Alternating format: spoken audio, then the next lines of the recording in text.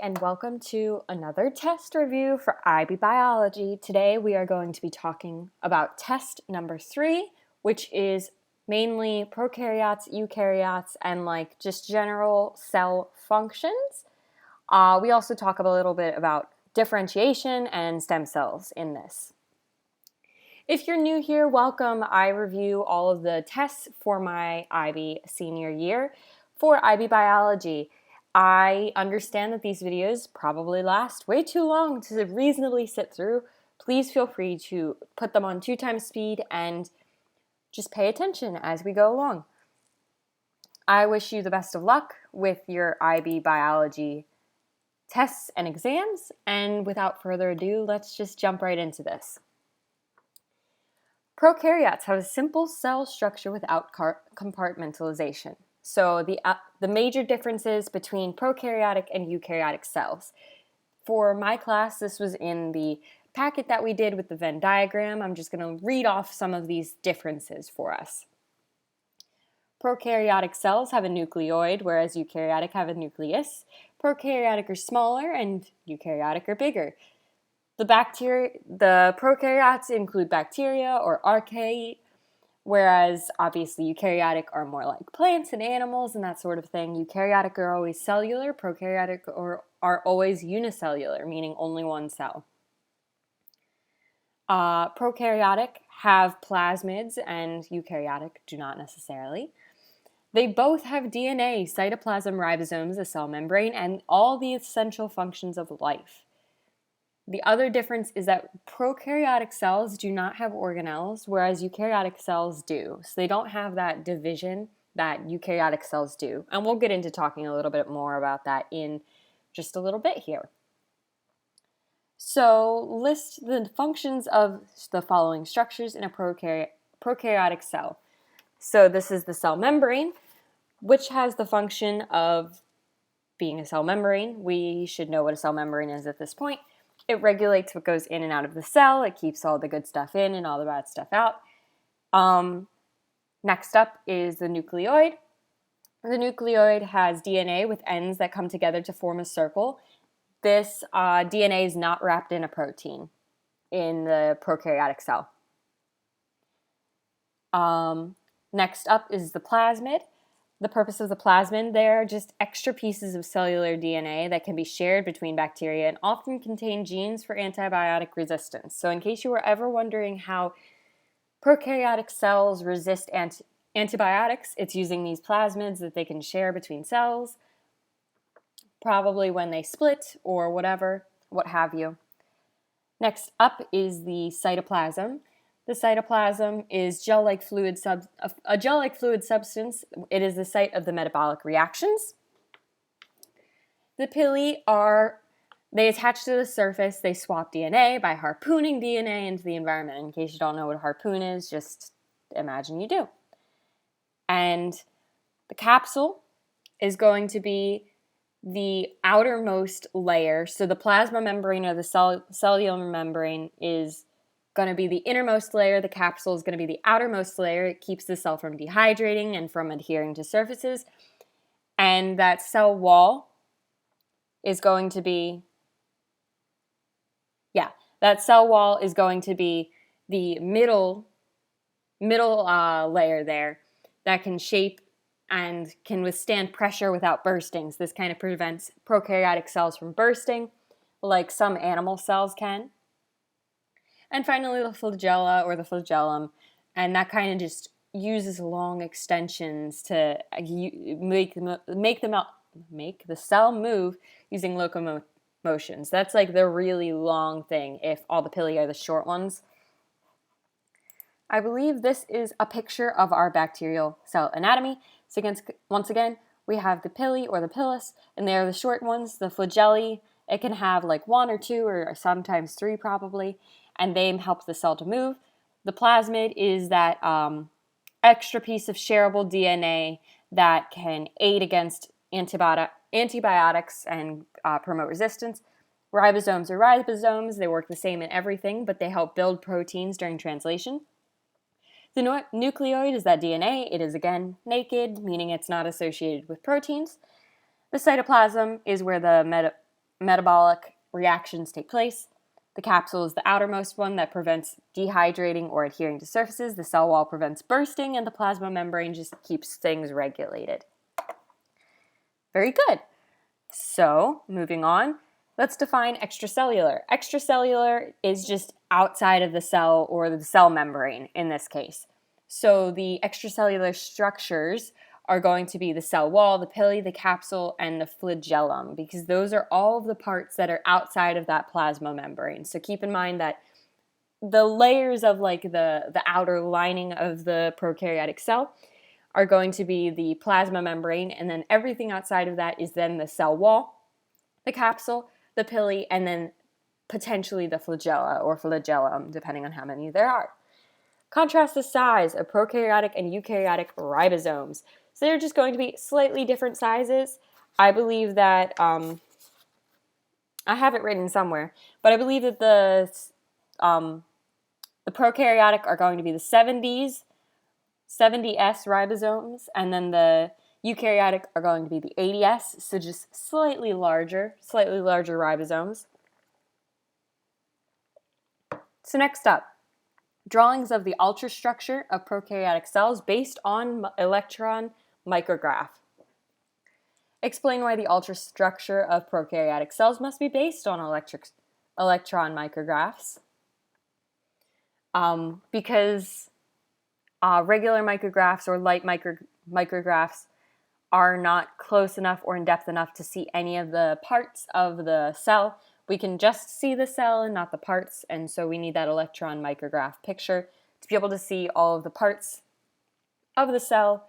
In eukaryotic cells, this would be like the organelles. In prokaryotic cells, this would be the ribosomes and the pili and the cell wall and yada, yada, yada. So draw the ultrastructure, including all of these parts. Well, we're just going to look at a picture. So if we look at this beautiful picture here, we can see that all the little dots are going to be the ribosomes. The lighter part is going to be the nucleoid containing that naked DNA. The outermost is going to be the cell wall. The cytoplasm is obviously going to be the lighter parts if the little dark dots are the ribosomes. And then the plasma membrane is going to be that inner lining. If the cell wall is the outer lining, the plasma membrane is that inner lining. So instead of drawing today for us, I'm just going to show you this picture. And then I think you can figure it out for yourself. Great. So let's move on. Prokaryotics have one chromosome consisting of a circular DNA molecule. That is true. There's only one chromosome, and again, is that circular naked DNA molecule. Describe the arrangement of the prokaryotic DNA. So that is the plasmid and the nucleoid. The nucleoid is obviously going to be that unenclosed, no membrane, is just freely floating. It is a single loop. There's no proteins. And that plasmid is circular and naked. It's slightly smaller than the main nucleoid DNA. It replicates independently of the nucleoid DNA. It's actually not in all prokaryotic cells, but it can be shared between these bacteria, and it often contains genes for antibiotic resistance. The term naked in relation to prokaryotic DNA just means it's not associated with proteins. It doesn't have that cell wall. It doesn't have that plasma membrane, so it's just kind of floating in the cytoplasm, and that's what it means to be naked. It's not associated with proteins. The genetic material of prokaryotes, and eukaryotes are slightly different just because they are different cells. So the prokaryotic DNA is going to be the circular, the one chromosome, then it's going to be naked, there may be plasmids. There are no intron sequences. So in prokaryotes, there are no intron sequences. However, in eukaryotic DNA, there are. Once again, the eukaryotic is not going to be, it's going to have many chromosomes, it's going to be linear, it's going to be associated with those proteins. There's not going to be any plasmids. There's only one DNA start point, replication start point for the prokaryotic DNA, but for the eukaryotes, there may be many origins of replication, so there may be many start points. For both of them, however, the DNA is going to be a double helix. We know what a double helix look like. There's going to be nucleotides. There's going to be hydrogen bonding. This is all stuff we talked about last year if you're a senior. And if you're a junior, maybe she went over this, maybe she didn't, maybe it's not important to you. DNA is the genetic code for creating proteins through transcription and translation. Obviously, this is just what DNA is. And then finally, the replication of DNA is semi-conservative and depends on complementary base pairing. And again, this is just like the basics of DNA are going to be the same. And that big difference there that we haven't already discussed is going to be the presence of introns, which are not in prokaryotes, whatever, and are in eukaryotic cells. So yeah. Next up, we're going to be talking about how some prokaryotes also have plasmids, but eukaryotes do not. We kind of talked about this a lot already. The structure is just going to be, again, that circular. It's slightly smaller. It's separate from the rest of the naked DNA. It's just hanging out on its own, doing its own thing. It replicates on its own, so it doesn't necessarily rely on that main set of DNA at all. And the function is to, again, have the separate space of DNA that can be shared between different cells. So one prokaryote, I should have maybe looked up how to say that before I started this. It's fine. One prokaryote can send that DNA, that plasmid DNA, to another prokaryote, and again, has a lot to do with antibacterial resistance. But it's only some prokaryotes that have that, not all of them. I don't remember specifically discussing binary fission too much, but let's just talk about the basic steps.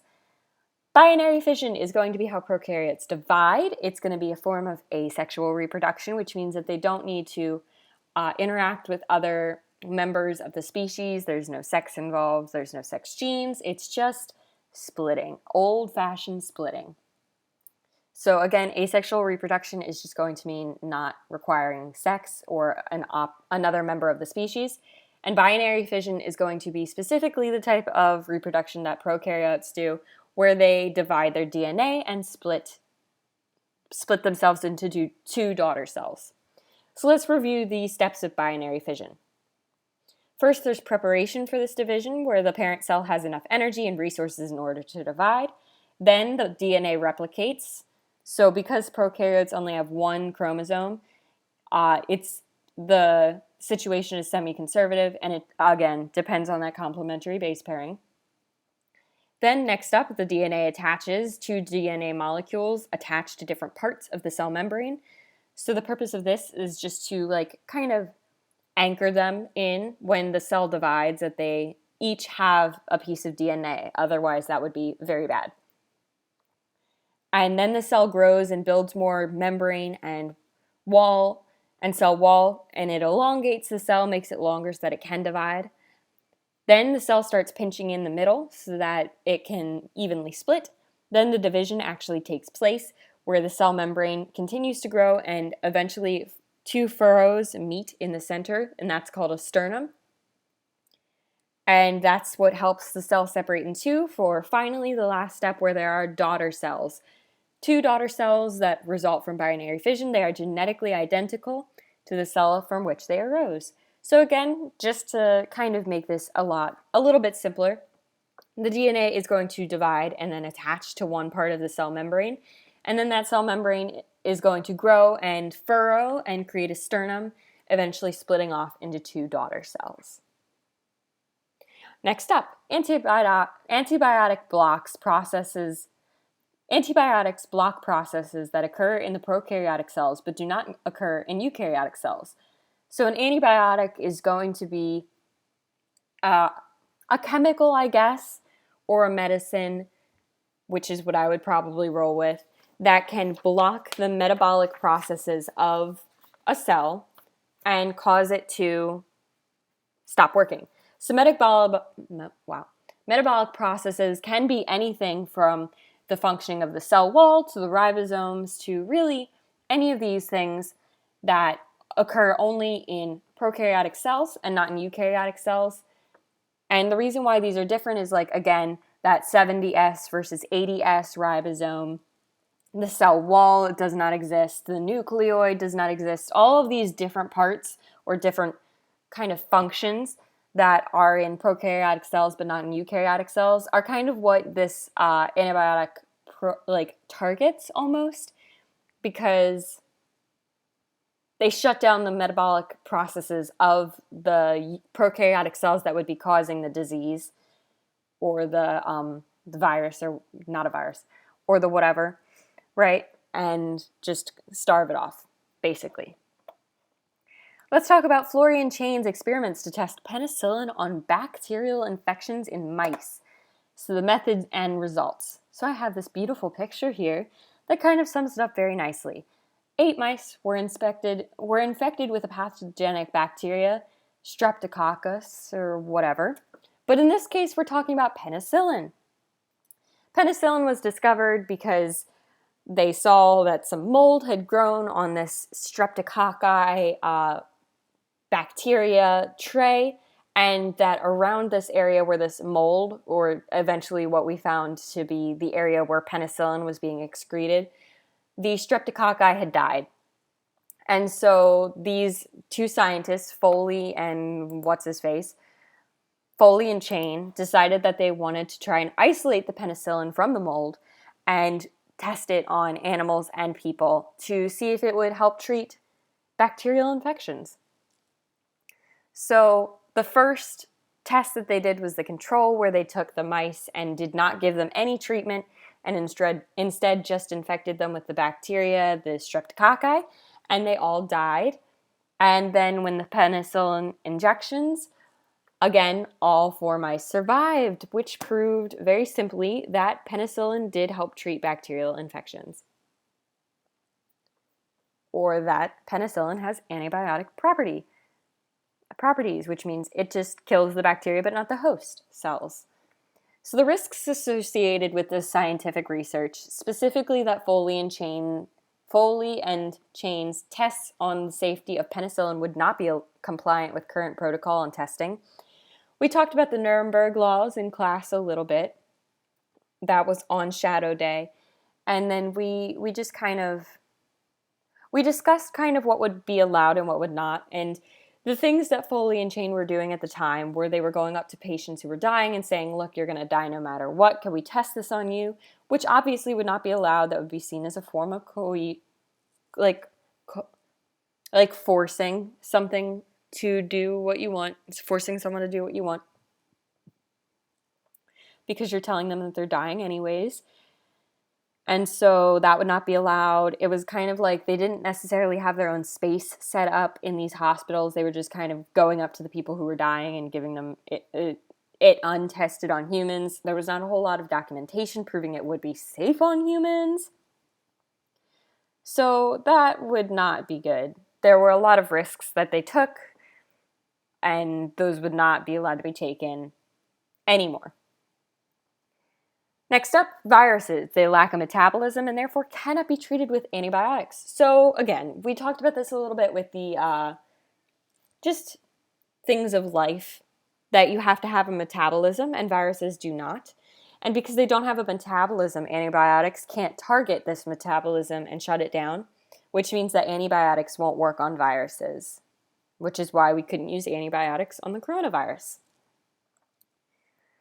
Next up, eukaryotes, or eukaryotic cells. They have a compartmentalized cell structure. Isn't that nice and fancy? So what do I mean by this? I mean that there are compartmentalized cell structures. So each of these cell structures, these organelles, are going to be compartmentalized, which means they could be wrapped in their own plasma membrane or what have you. It's just more separate, whereas the prokaryotic cells just kind of had it all hanging in the cytoplasm. That's not how the eukaryotes roll. They have their own organelles. They have their own bubbled in plasma membrane type beat.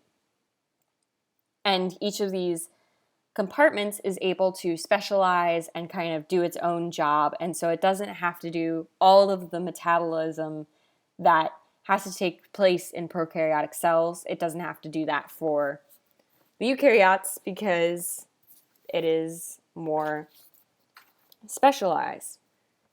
So again, it's just super efficient. These are just small spaces. There's a membrane around organelles and compartment, and these have controlled conditions. They're basically just to help a specific function of the cell.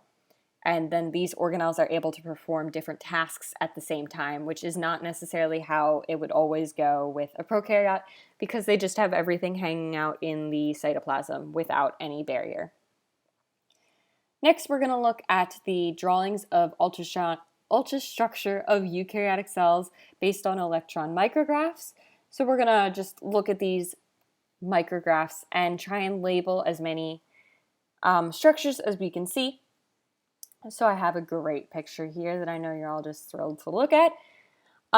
First off, I want you to see if you can guess what type of cell this would be. Hopefully you've guessed. It's going to be an animal cell. And the reason we know that is because plant cells are going to be much more structured. They're going to have a lot more of a distinct shape. They're also going to have a cell wall and not just a plasma membrane. And you would be able to see that cell wall on this electron micrograph picture. Obviously, our shapes are already labeled on this, but let's look at them anyways. We know that this dark mass here is going to be the nucleus. It's going to be the biggest, probably, organelle, aside from maybe a vacuole, but you would be able to tell a vacuole on a plant cell because it would be really big and it would be entirely white. But the nucleus is going to be darker. It's probably going to be one of the bigger structures in the animal cell and still in the plant cell, I suppose. The Golgi apparatus, it's very hard to see, but it's just a little squiggly. It doesn't have as many dots, and it doesn't have as much room. It doesn't take up as much room as the rough ER, which is over here. That rough ER is going to be just bigger, it's going to be squiggly, and it's going to have a lot of dots, and those dots are the implemented ribosomes on the cell. We can tell that these are the lysosomes. They look a little bit like small vacuoles. They're very light. The mitochondria, wow, I know English. The mitochondria are going to be smaller, more ovalish, and you might be able to see the lines inside them. But if not, they're going to be a lot of them probably, and they're going to look somewhat like this, where they're kind of ovalish and dark-ish. And then the plasma membrane is just going to encapsulate the entire cell. I think that just about sums it up. Obviously, we did not label all of the structures, but as she has said before, you probably won't have to know all the structures. Probably won't have to label them at least, because it's really hard to see some of the smaller ones, like the centrioles and the vesicles and the vacuoles. It would be very difficult to see these. Let's move on to the interpretations of electron micrographs. So cells with different functions are going to have different structures. And what I mean by that is thinking about even just beyond plant and animal cells. If we think about the difference between muscle cells and red blood cells and neurons, these cells all have very different functions. And these different functions are going to require them to have very different structures, because obviously a red blood cell doesn't have a nucleus, so you wouldn't make a nucleus to have in the red blood cell just to hang around. And the muscle cells are going to be doing a lot of work, so that might mean that they need a lot more mitochondria than a typical skin cell or a neuron, which might have different structures. You get my point here, where different structures are going to be more present period in different types of cells or cells with different functions. And again, we just looked at these ultrastructures in the micrograph, and based on these, you can probably deduce what type of cell you would be looking at based on how many structures are present of each thing. If there are like a crap ton of vesicles, you know that it's probably going to be some sort of secretory vesicle, or some sort of a secretory cell, or some sort of cell that's maybe taking in nutrients. It might be in the intestines. Moving on, vesicles move materials within the cells. So two reasons for vesicle movement is obviously endocytosis or exocytosis, and I believe I have a picture of this here, so we can look at that in just a minute. Exocytosis, think of exocytosis, that's going to be things going out of the cell, whereas endocytosis are things going into the cell. And the point of vesicles is to have a lot of these things coming in or out at once. So describing how these organelles work. So let's just look at a picture first, because I think I have, yes. So if we look at this regular picture, we can see that this is going to be a vesicle. You can see all the things.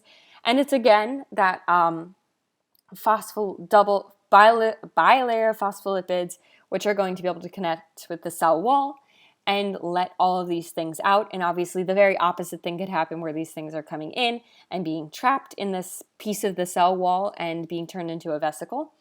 That would be the difference between endocytosis would be things coming in, and exocytosis would be these things coming out, like are depicted in this picture. And then we're going to talk a little bit about the endomembrane system and how it functions. So let's do that next.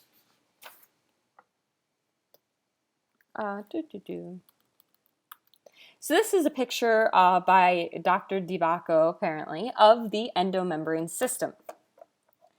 Obviously, I think this is a video on YouTube, and you can go watch it for yourself if you'd like a much more detailed depiction of what's happening. But I'm just going to go through my notes, and we're going to talk about it. So the nucleus, in this case, is down here, obviously, and the cell wall is up here. So first, we're going to have the transcription of DNA to RNA, and this is going to take place in the nucleus. Then we're going to have translation, so it's transcription, translation, and that translation is the RNA to the proteins. Then these proteins that are made in the rough ER are going to be packaged by the Golgi system, or are going to be just packaged in general in this packaged in a transport vesicle to go to the Golgi apparatus, And inside the Golgi apparatus, it might be tagged, it might be modified, it could be repackaged then. So once they're repackaged, they would go into a secretory vesicle, and they're going to be fused with as the vesicle fuses with the plasma membrane, these things are going to be released extracellularly. And remember that extracellular means outside the cell. And instead of fusing with the membrane, some vesicle membranes become lysosomes or vacuoles to deliver organelle-specific proteins. So that might mean that in this case, this is an enzyme that was made by the protein, and it was combined with the incoming vesicle to create a lysosome. This is a lysosome. It could be bonded with an incoming vesicle. I think this is generally not too terrible. Just proteins get made. They get put in a transport vesicle to the Golgi apparatus, and the Golgi apparatus decides what to do with them and puts them in another vesicle based on what they're going to have done. So that's kind of the, I think that's the basics of the endomembrane system. And then we've already talked a little bit about phospholipids and membrane-bound proteins.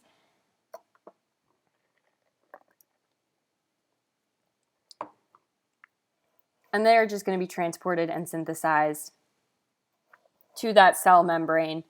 Because obviously, if you're having all these vesicles come in or come out, you're going to have a different amount of cell wall. So phospholipids might need to be able to be made, or membrane-bound proteins, because we know that those are the ones that are stuck in the cell wall. They would need to be made, and they would also be transported, ironically enough, using a vesicle to the cell wall. Next, let's talk about the exocrine glands of the pancreas. Doesn't that sound like a fascinating topic? Okay, so the purpose of an exocrine gland is to synthesize substances for secretion out of the cell and into an external space by way of a duct. Let's talk about this in less fancy terms. It's basically a secretory gland. Again, think of exocrine for exit, so it's going out. You might have heard of the endocrine system. Again, endocrine, endo is going to be in. But this is the exocrine cell. exocrine gland cell for the pancreas. So I think it's a little bit unnecessary to go through every single one of the structures and name the purpose, because I think we're a little bit past that. It's basically going to have that same purpose for the pancreas. It's not going to have anything too terribly different. I guess the only thing really to note is that there are obviously going to be a lot of secretory vesicles because this is a secretory gland. And then the other thing to make note of, I suppose, is that there is perioxome, and that's going to store enzymes that require oxygen and that breaks down hydrogen peroxide. And I don't remember talking about that for any other cells. That doesn't mean it doesn't exist. It just means it was specifically on the paper where we did the pancreas exocrine gland cell. So let's move on to the palisade. I know too much Japanese where I don't know how to read that. Palisade. I don't know how to read that in a more English name, sorry. But they're going to be the mesophyll cells of the leaf. And again, this is the palisade. So again, the function is going to be doing photosynthesis. It is going to be the primary source and site of photosynthesis in the cell. This is a picture. There's a crap ton of chloroplasts, as you can see. It is like 50% chloroplast, 50% vacuole, and one little nucleus hanging out. In this case, the vacuole contains cell sap. There's, of course, a cell wall, as we should know by now. There's cytoplasm, just the typical things, the nucleus, the cytoplasm, the cell wall, the cell membrane. Vacuoles, again, the only thing different about that is going to be the cell sap. And then there's just going to be a lot of chloroplasts, which contain chlorophyll, and that's how you should remember that the purpose of this particular cell is going to be carrying out photosynthesis, and a lot of photosynthesis at that. All right. I think we're almost done. Soon, hopefully. Maybe. The origins of eukaryotic cells are going to be described by the endosymbiotic theory. I actually really find the endosymbiotic theory fascinating. So again, think of exo and endo. Endo is going to be things entering, whereas exo is going to be things exiting. So a great way to remember the endosymbiotic theory is that there's going to be symbiosis for things entering the cell. So in this case, we're specifically talking about the origin of eukaryotic cells and how this is kind of created and explained by the endosymbiotic theory. So what is that theory? Well, it's kind of the theory that one cell engulfed another. So imagine that there's just kind of a big, all the world is prokaryotic cells. And one day, one prokaryotic cell kind of eats another one. And what I mean by eat is kind of just absorb. It's going to do this by taking in the cell in any way that you would think of it doing, like a protein or anything else where it's going to be encapsulating it with that plasma membrane. It's going to be taking it in. And eventually, the two cells that these cells did this for was the mitochondria and the chloroplast. And that's why we can think of this happening with the mitochondria first, and that this cell survived really well, and that then that cell, some of it took in a chloroplast. And that's why plant cells might have both, and animal cells only have one of those things. But both the mitochondria, it is thought that both the mitochondria and the chloroplast were originally their own prokaryotic cell before they were engulfed by these early eukaryotic cells. And now we don't believe that either of them could live without each other. That is, that they are completely dependent on each other for life. So the evidence that we have to suggest that this is what had happened was that that mitochondria and chloroplasts resemble the bacterial structure. If you remember us talking about prokaryotic cells, they resemble that structure. They have their own membrane envelopes, kind of like their own cell membranes going on. They're about the same size as typical prokaryotic cells, and they have their own 70S ribosomes. So if we remember from earlier, the 70S ribosomes are going to be the ones that prokaryotic cells have, whereas the 80S ribosomes are going to be the ones specific to eukaryotic cells. The genetic evidence that we have is that mitochondria and chloroplasts have circular naked DNA, which is again very typical of a prokaryotic cell, and that this DNA shares sequences with common sequences with what we see in modern prokaryotic cells. And finally, both the mitochondria and chloroplasts move freely within the cell. They reproduce independently of the cell. They do this through binary fission, and they are inhibited by antibiotics. So remember how we talked a little bit about how metabolic processes performed by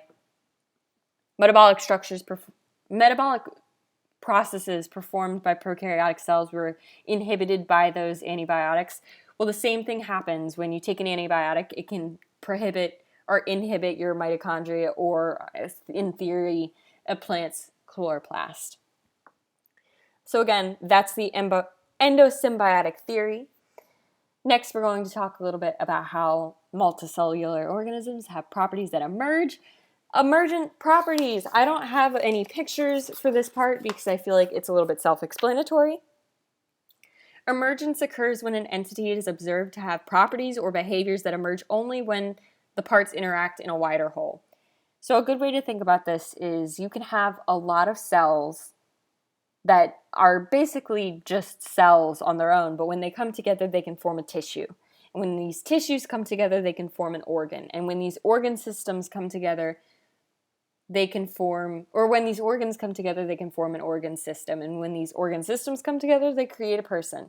On their own, cells are just cells, and tissues are just tissues, and organs are just organs. But when they come together with one another, they're able to form something better than themselves, something bigger than themselves, and create something more impressive and more useful. So, define and provide an example of unicellular organisms and multicellular organisms. Again, unicellular organisms are going to be like bacteria. You can think of the streptococci, which we talked about with the penicillin earlier. You can think about we talked about whatever. You get the point. You can think of unicellular organisms, and maybe I should look some up for some myself. Multicellular organisms, I should hope, are a whole lot easier because you can just think of like people and dogs and your favorite flower. And then we already defined, but let's give a few examples of emergent properties. Let's just talk a little bit about how this happens, because I feel like we didn't necessarily go over this super in depth. When single units communicate with the units they are surrounded by. So if you're a cell and you're surrounded by cells and they're all doing the same thing, you behave the same way. So, for example, if you walked into a room that was just filled with people who were being very silent, like very, very quiet, you're not going to walk in and go, "Hey, what's up, everybody? What's going on?" You're going to also be quiet. And that's kind of how cells are going to behave as well. If they're surrounded by each other and they're all behaving in one specific way, they're also going to behave in that specific way. Some examples of emergent properties. I don't actually have any specifically written down, I don't think. Yeah, let's look that up.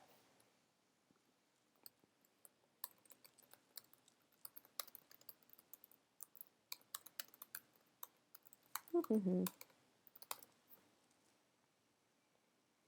didn't ask. 7 emergent properties associated with life. So these are just the things of life. I mean, we get it, right? Like, we get it.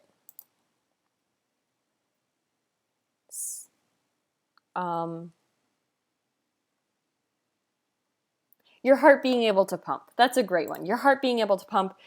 your brain being able to send signals, anything like that where you think, oh, you couldn't do it with just one cell, that would be an example of an emergent property. Moving right along, specialized tissues can be developed by cell differentiation in multicellular organisms. A tissue is going to be a group of cells that specialize in some way and all perform the same function. Muscle cells and heart cells and brain cells and eyeball cells and whatever else you want, but they all specialize and they all have their own abilities, and that defines a tissue. Any group of cells that all have the same ability, basically. Cell specialization is when, again, we have those gene expressions that are turned on and off depending on what type of cell the cell needs to be.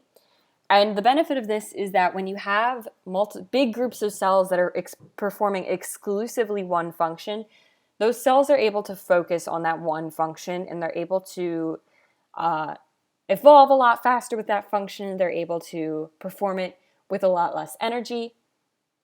Again, think about if you have 7 IB classes that you're taking, you are going to be spread much more thin than if you were only taking one. Because you have so much more on your plate, you have more to do, you have more to think about, you have so many more jobs to do. Whereas these cells that only specialize in one, they're like us people where we might only have to think about our IB biology class, and we might not have to think about IB math or IB English or IB social studies, and we can just focus on eating and sleeping and taking care of any pets we might have. That's a great way to kind of think about cell specialization and the benefits. And then differentiation is, again, when these cells kind of differentiate and develop specialized structures and functions within the cell to perform these specializations better. Differentiation involves the expressions of some genes and not others. We talked about this a little bit, but all cells are going to have the same genetic code, but depending on what sections of this code are turned on or off, will determine what type of cell the code is creating. Next up is stem cells. The capacity of stem cells to divide and differentiate along different pathways is necessary in embryonic development and also makes stem cells suitable for therapeutic uses. So a zygote is going to be just after conception, that little ball of cells that's not really much of anything, whereas an embryo is going to be further along in the pregnancy process, where now there is kind of more differentiation happening. Instead of just a bundle of cells, it's starting to look more like a something, and it's just slightly different, slightly more differentiated, yeah? So 2 key properties of stem cells that have made them on the active areas of research. Stem cells have the ability to differentiate into any type of cell. Well, most stem cells have the ability to differentiate into any or almost any type of cell, which obviously makes them incredibly useful for treating disease or replacing damaged tissues or even creating entirely new organs for people that have lost one or need new ones. And the other aspect is that stem cells are able to divide indefinitely, which means forever. And so the ability to divide forever, again, means that you can create whole new organs out of these things because they won't just stop dividing after a few generations, which is incredibly useful for just testing and seeing effects on long-term projects on these cells. These stem cells are very prevalent in the early embryonic development of a multicellular organism because in multicellular organisms, we have that specialization, we have that differentiation that is happening. And that means that even though we're only going from a sperm cell and an egg cell creating a zygote, which is only one type in theory of like cell almost, we need to create all the different types of cells that we have in our bodies. So we need the muscle cell and the skin cell and the hair follicle and the exocrine pancreas gland and the this and the that and the brain cell and the liver cell and the intestinal cell. And there's so many that we need to differentiate into. that embryos need the ability to create all of these types of cells with just one starting cell. So that means that embryos are going to have the most ability to differentiate because they need to be able to make every single type of cell in the body. The characteristics of embryonic umbilical cord and adult stem cells are all slightly different. I think it's a little bit easier to start with the bottom bullet point there, defining totipotent, multipotent, and pluripotent. So totipotent is anything. For example, a zygote is totipotent. It can create any single cell in the body, including the placenta, which is incredibly rare, whereas pluripotent are going to be almost any body cell, excluding that placenta. So that is not including the placenta. An example is the inner cell mass of a blastocyst is pluripotent. Finally, multipotent is going to be like several or partially differentiated, meaning it can still be several different types of cells, but it's already partially differentiated, so it can't be any. So umbilical cord stem cells, they're an example of multipotent cells. So looking at the different types of cells, we have embryonic stem cells, which are again going to be totipotent. They can create any type of cell. They are extremely incredible to differentiate to any cell type, and they can proliferate, which means like divide and create new cells without any limit. They are great for research and testing, and they can create transplants. However, there's a lot of controversy over whether we should be using embryonic stem cells because it does mean killing an embryo, which some people care about. It could potentially turn into cancer if it's not treated right. But again, on the plus side, these totipotent cells are able to replace organs or tissues and reduce pain and suffering, and all good things. And a lot of the times, the embryos that were going to be used for this science anyway were going to be destroyed because they're mostly from IVF, which is again that infertility treatment. Next up is umbilical cord stem cells, and they are just taken from the umbilical cord of a fetus that is either still in the womb or still connected to the umbilical cord, one of the two, I think. They won't continue to divide and grow when they're in a culture, unlike stem cells. They're multipotent, not totipotent, so that means they can't make the placenta. But they are easy to obtain non-invasively, and they're 100% compatible with the donor baby. So the baby whose umbilical cord these stem cells were taken from, the resulting tissues or organs or cells will be 100% compatible with them because the nucleus will share that DNA. Finally, we have adult stem cells, and they're going to be multipotent. They can be rare and hard to obtain based on what type you need, but they are also 100% compatible with the donor, and there are no ethical concerns. So these can be taken either from like the bone marrow or something along those lines, where bone marrow can become a few times the blood cells, but it can't like become a liver cell or anything insane like that, which is the downside. And you get those from the tissues and organs of like adults or like not fetuses, basically. So stem cells are used to treat something called Stargardt's disease, which is basically an eye disease where you lose your center of vision. You still have your peripheral vision. And the reason for that is that your retina, which is a part of your eye, is being damaged and causing your cones and whatnot to be damaged, resulting in loss of vision. So this is the visual for how that would work. The patient tissue, which is like a blood, is isolated, purified, and then only the desired cell remains, which is the somatic or adult stem cells. Whenever you see that word somatic stem cell, just think of it as the adult stem cell. Then the variable is modified using genetic modification or an implant, like using chemicals, to turn those stem cells into a specific type of cell. In this case, we want the cells for the back of the eye or the retina. And then they're injected back into the eye.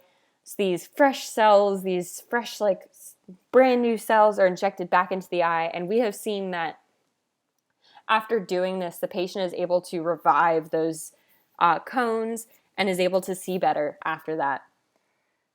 The cause and symptoms of leukemia are just going to be a lot of